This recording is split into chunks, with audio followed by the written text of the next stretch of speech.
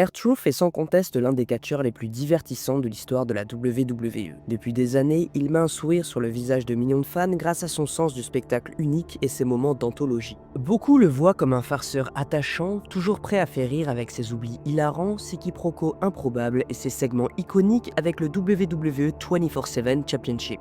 Mais réduire R-Truth à son rôle comique serait une énorme erreur. Derrière cette image humoristique se cache un véritable vétéran du catch, un homme qui évolue dans cette industrie depuis près de 30 ans. Il a traversé une partie de l'Attitude Era, marqué l'histoire en devenant le premier champion du monde afro-américain en solo de la NWA et a même affronté des légendes comme John Cena et The Rock en main event de grands pay-per-view. Et malgré les années, il est toujours resté réinventé, pertinent et surtout aimé du public. On va être clair, R-Truth mérite une place directe au Hall of Fame. Et si certains en doutent, nous allons prouver pourquoi dans cette vidéo. Alors, comment R-Truth a-t-il atteint un tel statut? Eh bien, c'est exactement ce que nous allons découvrir dès maintenant. Ronnie Aaron Killings est né le 19 janvier 1972 à Charlotte, en Caroline du Nord, et a grandi dans le quartier de Columbus. Bien qu'évoluant dans un environnement difficile marqué par la délinquance, il a eu la chance de grandir dans un foyer aimant, entouré de ses parents. Très tôt, Ron développe une passion pour la musique, en particulier pour la culture hip-hop et le breakdance. Son rêve principal est de devenir rappeur. Parallèlement, il se distingue dans le sport, notamment en football américain, où il évolue au sein de l'équipe de son lycée Harding University High School. Il y côtoie notamment Ray Durham, futur joueur de deuxième base en Major League Baseball. Killings excelle également en athlétisme et reçoit plusieurs offres de bourses universitaires. Cependant, il choisit d'abandonner cette voie pour se consacrer entièrement à la musique. Durant sa courte carrière de footballeur, il subit plusieurs blessures graves, dont une épaule disloquée, un genou cassé et plusieurs os cassés dans chacun des doigts. Ces coups durs renforcent sa détermination à poursuivre son rêve musical. Et alors qu'il est encore au lycée, ses parents se séparent et sa mère, sans emploi, peine à subvenir aux besoins du foyer. Pour l'aider financièrement et financer sa carrière musicale, studio, déplacements, shooting photos, concerts, Ron Killings commence à vendre de la cocaïne dans la rue. Mais malgré cela, il parvient à obtenir son diplôme à 18 ans. Sa double vie lui permet de côtoyer des figures majeures du rap comme Tupac et Eazy-E. Il enregistre même un morceau diffusé à la radio mais ne perçoit aucun revenu de sa musique. Face à cela, il intensifie ses activités illégales et amasse d'importantes sommes grâce au trafic de drogue. Mais la police le surveille depuis longtemps. Et après 4 arrestations et plusieurs courtes peines, il finit par être incarcéré pour 13 mois. À sa sortie de prison, un événement va changer le cours de son destin, sa rencontre avec Jackie Crockett. Jackie Crockett, membre de la National Wrestling Alliance, autrement dit la NWA, rencontre Killings dans une maison de transition après sa libération. Conscient du charisme et du potentiel énorme de Ron, il tente de le convaincre de devenir catcheur professionnel. Mais à ce moment-là, Killings reste déterminé à percer dans la musique. Il consacre alors 2 années supplémentaires à sa carrière musicale, avant de recontacter Crockett pour lui exprimer son intérêt pour le catch. Ce dernier, devenu caméraman principal de la World Championship Wrestling, la WCW, l'emmène alors à plusieurs événements de la compagnie et de la Pro Wrestling Federation. Il lui présente des figures influentes du milieu et c'est en voyant Ric Flair et l'engouement du public que Killings se réalise qu'il pourrait avoir un avenir dans le catch. Crockett lui confie même qu'avec son talent au micro et ses aptitudes athlétiques, il pourrait un jour atteindre un statut comparable aux plus grandes stars du business. Il passe ensuite 3 ans à s'entraîner et à voyager aux côtés de Manny Fernandez. Ainsi, en 1997, Ron Killings se fait ses débuts à la Pro Wrestling Federation en tant que manager. En 1999, il rejoint la NWA Wildside sous le nom de Kick Rush et devient le tout premier NWA Wildside Television Champion. Son talent éclate au grand jour et il affronte certaines futures légendes de l'industrie comme AJ Styles. Son ascension attire l'attention d'un certain Rick Michaels, qui décide d'envoyer une cassette de ses combats à la WWE. Son initiative porte ses fruits car Killings se décroche un contrat de développement avec la compagnie. Il se rend donc à l'un des territoires de développement de la WWE, la Memphis Championship Wrestling, pour peaufiner son personnage. C'est à cette époque que Jerry Lawler et Road Dogg, anciens membres de la Dégénération X, le remarquent en coulisses. Impressionné par son charisme, Road Dogg décide de le prendre sous son aile et ensemble, ils forment un duo de rappeurs dynamiques mêlant musique et catch. Ainsi, en novembre 2000, Ron Killings se fait ses débuts à la WWE sous le nom de Cakewalk à la fin de l'Attitude Era. Malheureusement, l'aventure tourne court. Road Dogg est suspendu puis licencié en janvier 2001 à cause de problèmes personnels. Sans son partenaire, Killings est relégué aux émissions secondaires comme WWE Jacket dans le pré-show avant d'être à son tour libéré de son contrat à l'été 2001. Si ce licenciement aurait pu être un coup dur, il s'avère être une bénédiction déguisée. À ce moment-là, Jeff Jarrett lance une nouvelle promotion de catch avec son père, la TNA, Total Non-Stop Action Wrestling, affiliée à la NWA. Killings est un candidat idéal pour intégrer la compagnie, et il fait ses débuts dès les premiers shows hebdomadaires en pay-per-view. Très vite, il devient l'un des piliers de la promotion et s'impose comme une figure majeure de la TNA. Son nom initial à la NWA TNA était K-Crush, une légère variation de K-Quick. Cependant, ce nom n'a pas duré longtemps. Dès ses débuts, il s'est retrouvé dans une rivalité improbable avec des pilotes de la NASCAR. Aussi étrange que cela puisse paraître, étant donné que la TNA était basée à Nashville et que le sud des États-Unis voue un véritable culte à la NASCAR, cette storyline a rapidement permis à R-Truth de s'imposer comme un heel dans cette nouvelle promotion émergente. Et c'est ainsi que quelques semaines seulement après ses débuts en tant que K-Crush, il a adopté le nom de Ron the Truth Killings, car il était désormais présent au sein de la compagnie pour dire la vérité et rien que la vérité. À cette époque, Ken Shamrock, surnommé l'homme le plus dangereux de la planète, était le champion du monde poids lourd de la NWA. Il faut noter que le titre mondial de la TNA n'existait pas encore et ne serait instauré que quelques années plus tard. Shamrock, toujours impliqué dans les combats de MMA, avait informé la TNA qu'il ne pouvait pas s'engager pleinement dans le catch. C'est ainsi que R-Truth a été choisi pour prendre sa place et devenir champion. Et à peine 2 mois plus tard après ses débuts à la TNA, il a battu Ken Shamrock et est devenu le premier et à ce jour, l'unique afro-américain à remporter le championnat du monde poids lourd de la NWA. Certes, le match a été marqué par de nombreuses interventions extérieures, mais cela faisait partie du style bien connu de la TNA et n'enlève rien à l'importance de cet accomplissement. R-Truth a lui-même avoué lors d'une interview pour Wrestling Inc. qu'il n'avait pas réalisé à l'époque la portée de son exploit. Ce n'est qu'avec le recul et la maturité qu'il en a pleinement pris conscience. Il a ensuite perdu le championnat contre Jeff Jarrett avant de retrouver son ancien partenaire Road Dogg, désormais connu sous le nom de B.G. James. Ensemble, ils se sont alliés à Konnan pour former le clan Free Life Crew, remportant les championnats par équipe de la NWA. Grâce à la règle du Freebird, n'importe lequel des 3 membres pouvait défendre les ceintures. Après avoir perdu les titres, Konnan et B.G. James ont soutenu R-Truth dans sa quête pour retrouver le titre mondial de la NWA. Leurs efforts ont payé puisqu'il a réussi à détrôner un jeune AJ Styles, remportant ainsi le championnat du monde poids lourd pour la 2e fois. Cependant, son règne était de courte durée, moins d'1 mois, avant qu'il ne se retire de la course au titre pour se concentrer davantage sur Free Life Crew. Plus tard, le clan s'est transformé en 4 Life Crew avec l'arrivée de Billy Gunn. Ce dernier ayant formé un duo iconique avec Road Dogg à la WWE, a tenté de rallier B.G. James à lui, ce qui a créé des tensions avec Konnan. Pendant cette période, de son côté, R-Truth a tenté de jouer le rôle de médiateur, mais la situation a dégénéré lorsque Konnan a trahi le groupe et l'a dissous. Dans les années qui ont suivi, R-Truth a alors alterné entre équipe et carrière en solo, rejoignant notamment Sting Warriors aux côtés de AJ Styles et Rhino. Puis arrive son départ de la TNA qui a été marqué par une certaine controverse. Il souhaitait lutter pour la célèbre promotion mexicaine AAA, mais la TNA a refusé de le libérer de son contrat. Malgré tout, avant son départ, il a brièvement fait équipe avec le joueur de football américain Pac-Man Jones, une figure controversée. Le problème, Jones n'avait pas le droit de combattre physiquement en raison de ses restrictions contractuelles.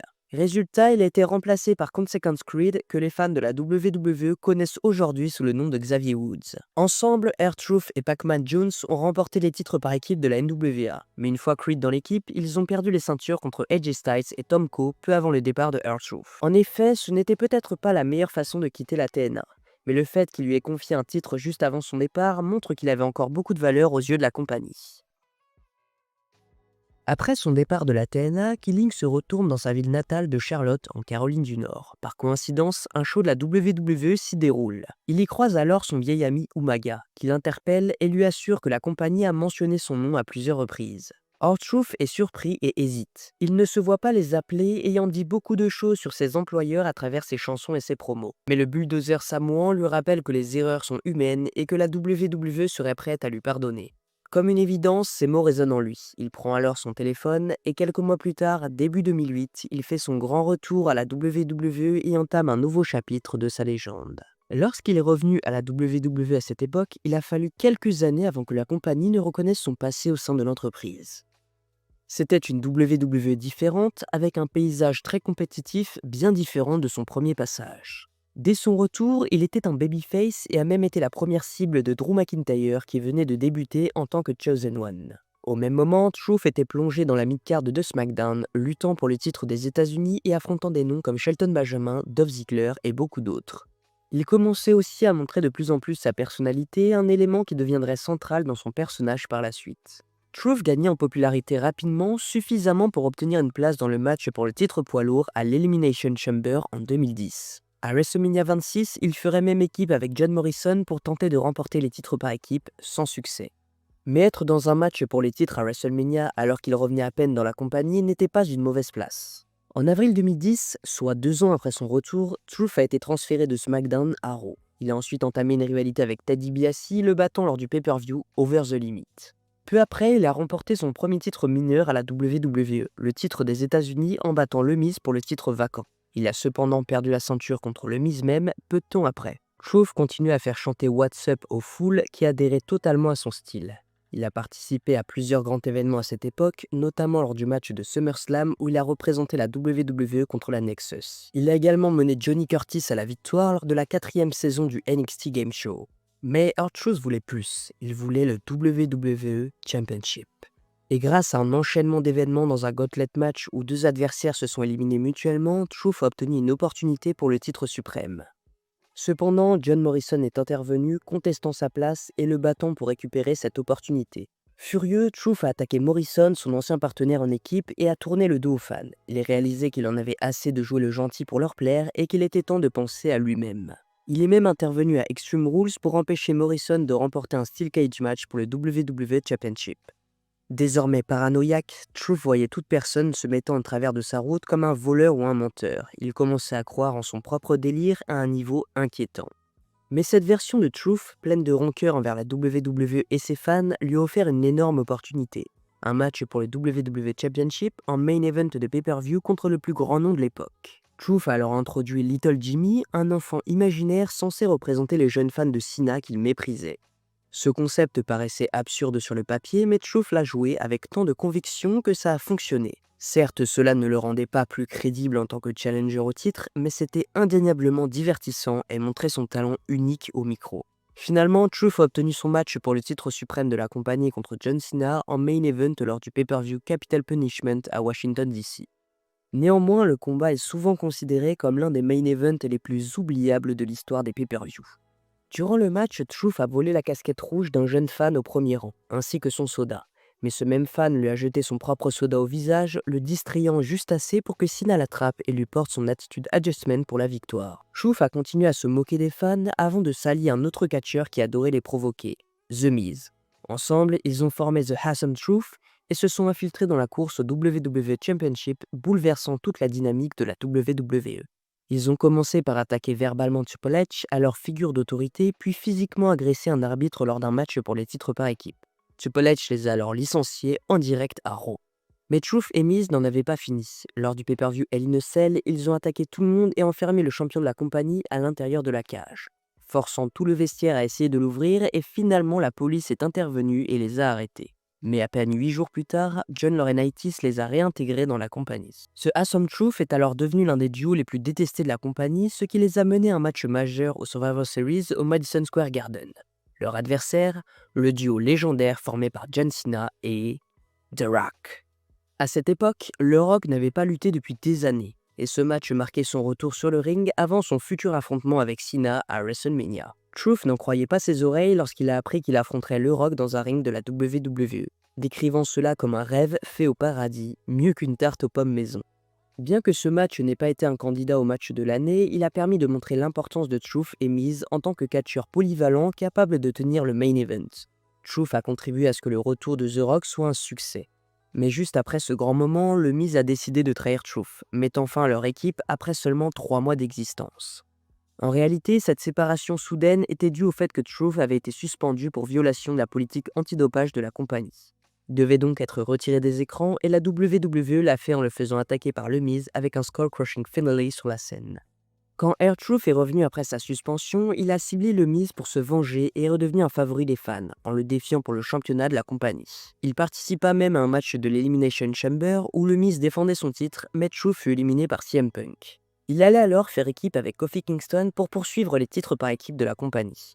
Après un échec et une défaite écrasante à WrestleMania 28 où ils représentaient Team Teddy contre Team Johnny, ils ont finalement remporté les titres par équipe, ajoutant un autre grand accomplissement à leur légendaire carrière. Après avoir perdu les titres face à Team Hell No, Kane et Daniel Bryan, ils ont mis fin à leur équipe qui malheureusement n'a pas duré longtemps. En 2013, Truth passa la majeure partie de l'année à poursuivre le championnat intercontinental et celui des États-Unis, contre des stars comme Cesaro et Curtis Axel, mais sans grand succès. Cela a marqué une période assez morne dans sa carrière. De 2013 à la fin de 2015, Truth était là, apprécié par les fans, mais n'était pas aussi populaire qu'auparavant. Mais Truth revient à ce qui avait fonctionné, son talent comique aussi bien sur le ring qu'au micro. Ainsi, en 2016, il proposa à Vince McMahon une idée pour le Royal Rumble et le patron de la compagnie lui répondit par un emoji rieur, donnant ainsi un coup de fouet à la carrière de R-Truth. Et lors du Royal Rumble 2016, Truth entra dans le match avec une échelle, croyant qu'il s'agissait d'un Money in the Bank ladder match. Il monta sur l'échelle sans mallette à attraper, un moment vraiment comique, sûrement l'un des plus drôles de l'histoire du Royal Rumble, et c'est R-Truth qui l'a rendu possible. En conséquence, il continue à embrasser son rôle d'homme apprécié mais un peu perdu, rencontrant parfois des personnes dans les coulisses et les appelant par le mauvais nom ou étant dans le mauvais match pour la mauvaise raison, ou même ne comprenant pas pourquoi il était dans le match. Truth aurait été approché par Goldust pour former une équipe, mais il refusa à chaque fois. Cependant, après un certain temps, les rôles s'inversèrent, et c'est R-Truth qui cherchait à s'associer avec Goldust pour obtenir son pardon et son approbation. C'était une lente construction avec Truth se joignant à Tyler Breeze tandis que Goldust formait une alliance avec Fandango. Et finalement, après quelques circonstances, Breeze et Fandango se sont unis sous le nom de Bango, tandis que Goldust et Truth ont formé l'équipe Golden Truth. Néanmoins, avec tout ce qui se passait au sein de la compagnie en 2016, une année où la WWE était classée PG, il est facile de comprendre pourquoi Golden Truth n'a pas été aussi mémorable. L'histoire d'une autre alliance éphémère a continué à hanter R-Truth, et après WrestleMania 33 en 2017, Goldust a tourné le dos à Truth et a mis fin à leur équipe en le battant dans un match de blow-off. Après ça, R-Truth se retrouve à SmackDown, et il commence à proclamer qu'il pouvait battre Carmella pour obtenir une chance au championnat des États-Unis. Après beaucoup de persuasion, Carmella, un mois après avoir perdu son titre de championne de SmackDown, a commencé à gérer R-Truth, donnant naissance à un partenariat très divertissant. C'est pendant cette période qu'il a battu le Miz, remportant sa première victoire en solo à la télévision depuis plus de 2 ans. R-Truth était toujours aussi apprécié des fans, et bien que les victoires et les défaites n'aient pas été aussi importantes pour lui, il continuait à divertir. Carmella et Truth ont ensuite remporté le Mixed Match Challenge ensemble, leur offrant à tous les deux la place numéro 30 dans les matchs du Royal Rumble féminin et masculin respectivement. Pour R-Truth, cela n'a servi à rien, puisqu'il a été attaqué par Nia Jax qui l'a remplacé dans le Rumble masculin. Au moins, il avait l'option de gagner des vacances, mais R-Truth a choisi de se rendre au siège de la compagnie plutôt que d'aller ailleurs. Néanmoins, la compensation pour son élimination du Royal Rumble n'a pas été si mauvaise, car il a obtenu une chance de disputer un match pour le titre des États-Unis contre Shinsuke Nakamura. Et dans un revirement de situation surprenant, Truth a battu Nakamura pour remporter son premier titre à la WWE en plus de 7 ans. Mais l'année 2019 serait celle où R-Truth gagnerait championnat après championnat après championnat après championnat, etc. En effet, il finirait par perdre le championnat des États-Unis au profit de Samoa Joe qui dominait peu après WrestleMania 35. Mais Mick Foley est intervenu en présentant la version moderne du championnat hardcore dégueulasse, le tout nouveau championnat 24/7. Ce titre horrible pouvait être remporté n'importe où, n'importe quand, dans les circonstances les plus ridicules. Et qui de mieux que R-Truth pour porter ce titre? Très vite, Truth est devenu insociable au championnat 24/7, le portant même lorsqu'il ne le détenait pas. Les segments autour du championnat 24/7 sont rapidement devenus les contenus les plus regardés sur les réseaux sociaux de la WWE, R-Truth étant sans doute la principale raison de ce succès. Ces matchs pouvaient avoir lieu n'importe où et sous n'importe quelle circonstance. Pour son époque, cela était assez divertissant, un chaos total tout au long des émissions, avec des personnalités du sport et du divertissement remportant le titre avant que R-Truth ou qui que ce soit d'autre puisse le récupérer. C'était le seul titre qui transcendait les genres et pendant les 3 années suivantes, Truth a passé son temps à gagner et à perdre ce titre sans cesse. En tout, R-Truth a remporté le championnat 24/7 de la WWE pour un total de 53 fois. Un exploit inouï à la WWE bien qu'il ait aidé que le titre soit constamment en jeu. En 2022, alors qu'il combattait à NXT, R-Truth a subi une blessure grave à la jambe lors d'un match contre Grayson Waller. Blessure qui était censée le maintenir hors du ring pendant un long moment. Le processus de rééducation de cette blessure a été très sévère. Dans une interview avec Peter Rosenberg, R-Truth a révélé qu'il avait un trou dans son genou, accompagné de 5 infections bactériennes différentes. Ce qui avait commencé comme une déchirure du quadriceps est devenu une situation bien plus grave. Lors de l'intervention chirurgicale, les médecins ont découvert que les bactéries mangeaient de l'intérieur. À un moment donné, il a même été question d'une amputation de la jambe de R-Truth. Évidemment, comme vous le savez, si vous suivez la WWE actuellement, à la fin de l'année 2023, R-Truth a fait son grand retour à la WWE lors des Survivor Series. De là, il a commencé à s'associer à la faction montante du Judgment Day, y ajoutant un élément comique hilarant à un groupe autrement beaucoup trop sérieux. Beaucoup de gens en ligne ont critiqué R-Truth pour ne pas avoir cherché à aller plus loin dans sa carrière, pour peut-être être trop comique trop souvent. Mais il a clairement expliqué depuis plusieurs années maintenant qu'il sait qui il est et exactement où il doit être. Il gagne des 6 chiffres depuis plus d'une décennie et n'a jamais cessé d'amuser les fans, quel que soit le rôle qu'il ait eu.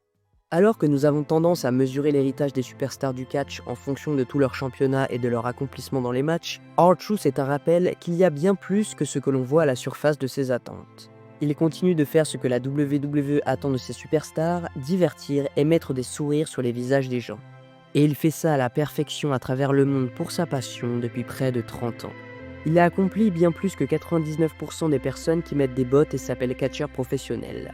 Sa valeur dépasse largement le fait de générer de l'argent ou de remporter des distinctions. Son dévouement à son art et sa capacité à gagner sa place dans le cœur de millions de personnes sont des choses que l'argent ne peut pas acheter. Il est un futur Hall of Famer garanti et il n'y a vraiment aucun débat là-dessus. Vous pouvez essayer, mais pensez-y, sa longévité, sa capacité à évoluer, sa capacité à être aussi drôle dans un show très sérieux, mais qui reste pourtant exagéré, c'est remarquable. On doit toujours se rappeler de ça car il viendra un jour où R-Truth ne sera plus une figure régulière de la compagnie. Peut-être verrons-nous un jour un Little Jimmy ou une version Hill, la suite nous le dira, mais R-Truth reste à ce jour un élément indissociable de la WWE. Et voilà les gars, la vidéo est terminée, j'espère qu'elle vous a plu, n'hésitez pas à liker, commenter et partager, c'est très important, et d'ici là je vous dis à la prochaine pour une autre histoire, c'était Vince encore une fois, merci à tous.